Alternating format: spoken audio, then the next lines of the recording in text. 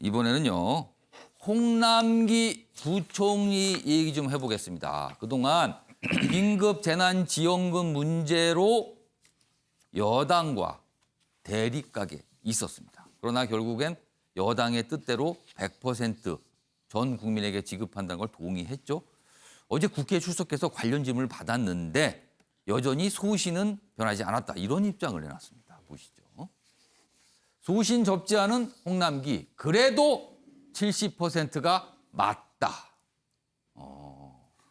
국회 재난지원금 질의서 피력했다. 여당 의원들은 예산은 국회 권한이다. 그러면서 약간 좀 뭐랄까요? 뭐 질타성일까요? 뭐 이런 얘기도 좀 있었습니다. 발언 내용이 여기도 소개돼 있습니다. 여기 아랫부분입니다. 긴급 재난지원금 70% 위로 갑니다. 70% 지급이 적절했다고 생각한다. 재정당국 입장에서는 맞는다고 본다. 70% 아니. 다시 한번 또 강조를 한 거예요. 100% 주기로 했는데 다시 이 얘기를 한 겁니다. 그러자 이런 질문이 나옵니다. 부총리가 소신을 재차 피력했는데 정치적 상황 때문에 100% 지급안을 수용한 것인가라고 묻자 홍 부총리는 그렇다.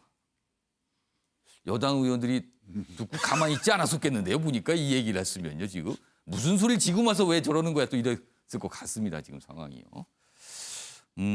요 내용 관련 기사 더 보겠습니다. 보시죠. 어제 국회에서 또 여러 가지가 있었는데 이런 대목도 있어요. 권성동 의원 뭐 그 정도 얘기했으면 사표 냈어야 이렇게 지적하자 홍남기 저는 자리에 연연 않겠습니다. 연연하지 않는다 또 이런 관계였어요. 또 일각에서는 이거 뭐 해임 뭐 이런 얘기까지 어제 사실 있었어요. 자 여기서 관련 영상 확인해 보겠습니다. 지금 전국민 재난지원금을 줘야 한다는 것이 문재인 정부의 확고한 경제 철학과 비전이라면은 홍 부총리를 해임시켜야 된다고 저는 생각을 합니다. 정말 우리 홍남기 장관이 정말 나라 국간 생각하고 재정 건전성 생각하고 계속해서 자기 소신을 굽히지 않은 발언을 했어요. 그 점 높이 평가합니다. 더 높이 평가받으려면 이번에 사표를 던졌어야 된다고 생각합니다. 최영호 의원님, 해임과 사표 얘기가 같이 나왔습니다. 이게 같이 결과는 같지만 이게 또 같이 가기는 어려운 사안인데 같이 나왔어요. 아니 대통령이 전시사항이라 그랬는데 지금 전쟁 중인데 장수를 바꾸는 게 어디 있어요? 예. 지금 뭐 국고 지킴이로서의 홍남기 부총리의 그런 뭐 굳은 의지들 굉장히 뭐 좋게 평가합니다. 70%를 했으면 그걸 맞춰야 되는데 예. 자 이제 30%의 지금 국회나 여의도에서 의논될 때 기부금을 받는 뭐 또는 이것을 뭐 포기를 한다든가 그러려면요 400만 가구가 기부금을 포기를 해야 됩니다. 이게 되지 않는 얘기거든요. 그다음에 세출 조정을 하니까 3조 6천억이 나왔어요. 3조 6천억도 쓸 돈을 안 쓰는 거거든요. 어차피 이게 사실 뭐 오른 주머니에 나와서 왼쪽 주머니로 가는 모습밖에 안 되니까 그걸 잘 아는 홍남기 부총리가 지금 거기에 국고 지킴이로서의 마지막 되는 것 같고요. 근데 요번에 이렇게 얘기를 해놔야 다음번에 또 이런 사태들이 계속 일어납니다. 그럴 때에 가이드라인을 지금 만들겠다는 홍남기 부총리의 생각이 있기 때문에 뭐 사표를 쓰거나 해임이 돼서는 절대로 안 되고 일단은 이 뭐 긴급재난지원금에 대한 큰 그림들이 뭐 큰 그림이 그려지는 데까지는 맞춰져야 되고요. 전시사항 우리가 공표를 했으면 자제들을 하고 전쟁 중에 장수는 바꾸지 않는 것이 맞다고 봅니다. 최고 의원님. 저 어제 홍남기 경제부총리가 국회에서 발언 얘기를 뭐 중요한 대목으로 했잖아요. 분명히 이게 청와대도 보고가 될 거 아니에요. 파악을 하고 있을 거 아닙니까? 문재인 대통령이 이 내용을 아마 들었을 텐데 홍남기 경제부총리의 저런 입장을 들은 문재인 대통령의 마음은 불편한 걸까요? 아니면 오히려 더 든든한 걸까요? 힘을 실어준다고 분명히 말씀을 드렸고요. 거기 그러니까 그 전날 회의에서 이제 이 부분은 경제 대책 중앙 뭐 대책본부의 수장은 홍남기다 그러고 힘을 실어줬거든요.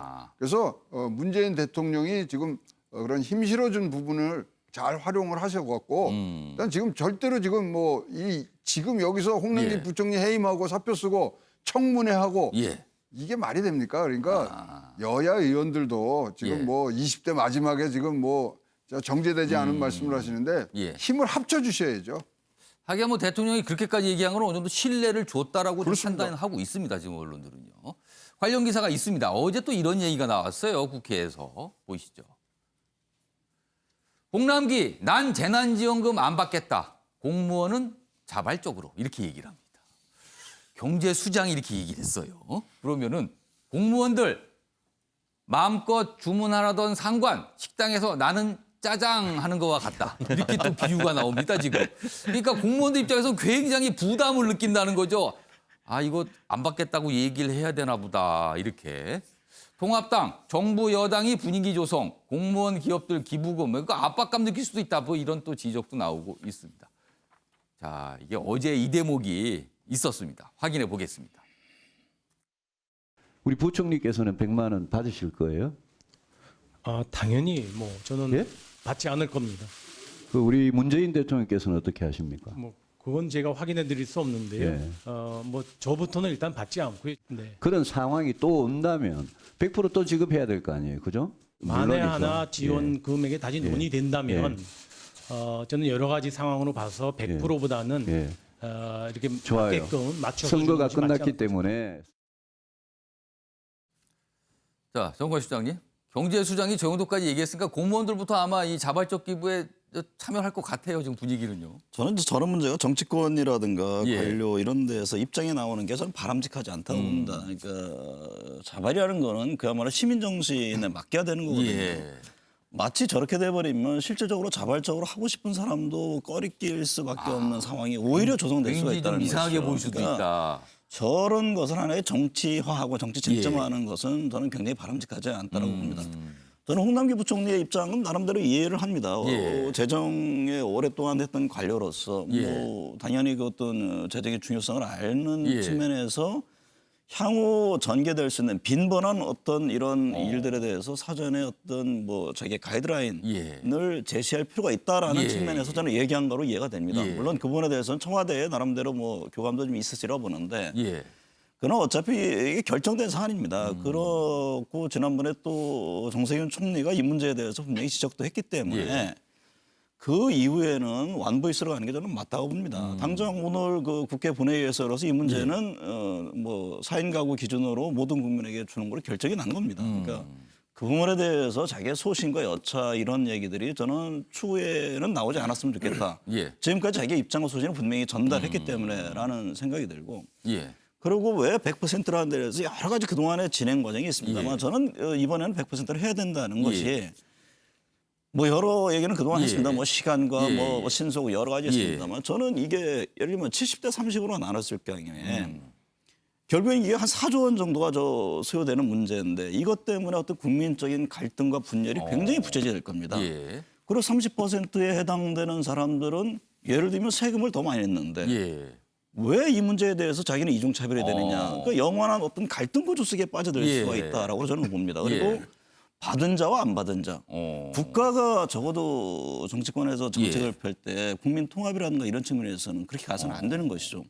또 하나 만약에 전액 지급했을 때 저는 긍정적인 요인으로 볼 수 있는 게 예. 아, 세금이라는 것이 내가 낸 세금이 이럴 때 쓰이는 거구나. 저는 세금에 대한 어떤 부담, 거부. 예. 그러니까 굉장히 그동안은 반발했죠. 예. 도대체 내가 낸 세금이 도대체 어디 가서 뭐라고 쓰는 거에 예. 대해서. 이런 어떤 긍정적인 어떤 조세 저항을 예방할 예. 수 있는 이런 순기능적인 것도 분명히 있다라고 보는 겁니다. 그렇기 때문에 이건 굉장히 정치적으로 여러 가지 사안의 어떤 인식에 따라서 다른 예. 부분이 있는데 예. 그것을 각각의 주장을 얘기하기보다는 예. 어쨌든 정부와 여당에서 결정된 사항에 대해 있어서는 한 목소리를 내서 하는 게 저는 이제 관료로서 지금부터는 그렇게 해야 된다라고 저는 주문을 하고 싶습니다. 아무튼 뭐 재난지원금은 그대로 가기로 진행이 되고 있습니다. 그리고 국회 뭐 예정되라면 오늘 이제 처리를 할 예정입니다. 자, 이번에는요 코로나19 관련된 나라박 상황 좀 보겠습니다. 뭐 우리나라하고도 또 관련이 돼 있습니다. 일본인데요. 일본 받지도 않은 한국산 진단 키트의 딴지다. 뭐 우리는 이렇게 공식적으로 뭐 준다는 얘기도 안 했거든요. 근데 일본 후생성 한국산 정확도 확인 후 사용. 뭐 정확도 신빙성 뭐 이런 얘기를 합니다. 근데 우리나라 중대본 아직 일본에 지원 추진 안 했는데요. 뭡니까 그럼 일본 이거 지금? 뭐 김칫국입니까? 뭡니까 지금? 뭐 주지 말라는 거예요? 뭐 어쩌라는 거예요 지금요? 이 분위기는. 관련 영상 있습니다. 보시죠. 정부는 우리 방역 물품에 대한 수출과 인도적 지원 요청을 다수국으로부터 받고 있습니다. 이를 위해서 외교부에 코로나19 방역 물품 해외 진출 지원 본부처 TF를 구성해서 운영 중이고 이를 중심으로 해서 현재 대응을 하고 있습니다. 또한 국내 공급의 여력이라든지 지원 대상국의 어떤 사항들을 종합적으로 고려해서 지원한다는 기본적인 입장을 가지고 있습니다. 다만 일본에 대한 우리 정부의 지원은 현재로서는 아직 추진하고 있지 않는 사항임을 말씀을 드리겠습니다. 일본 당국을 보면요, 그동안 이 코로나19 관련해서 우리가 여러 가지 뭐 이렇게 모습을 보이는 것에 대해서 뭐 이렇게 탐탁지가 않았던 것 같아요. 다른 나라에서 우리나라에 대해서 야 한국 거 괜찮은데 뭐 이렇게 뭐 얘기하면은 괜히 뭐 외면하고 얘기 안 하고 그랬는데 이번에는 검사 결과가 정확한지 확인해봐야 한다고 또 이렇게 얘기를 해요. 오창석 평론가, 일본의 생각이 뭡니까? 글쎄요, 제가 그 친할머니가 살아 계실 때 예. 생신 때 이제 선물 드리면 예. 아이고 뭐 곧 죽을 건데 뭐 이런 거 좋으면 빨리 죽어야지 이런 얘기 하시거든요. 근데 할머니 진짜 그런 걸 원해서 말씀하셨던 건 아니고 오히려 더 건강하게 장수하고 싶다는 말씀 돌려서 표현한 거 같은데 돌려서.